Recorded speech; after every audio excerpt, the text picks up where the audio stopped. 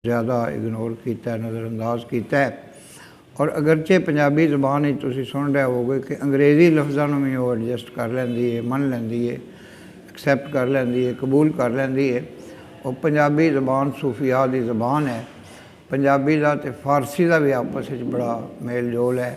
बहुत सारे फारसी के लफज भी पंजाबी हैं। पंजाबी जोड़े किस्से हैं उन्होंने जोड़े उनवानात सन वो फारसी ज़बान के होंगे सन।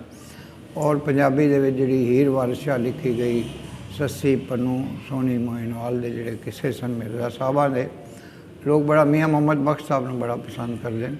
हज़रत सुल्तान बाऊ बुल्ले शाह साहब और ख्वाजा गुलाम फरीद हैं और इसी तरह बाबा फरीद हैं। ये सारे बड़े मकबूल सन।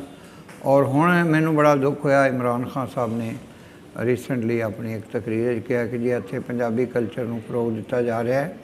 हजूर अनवर तुहाडी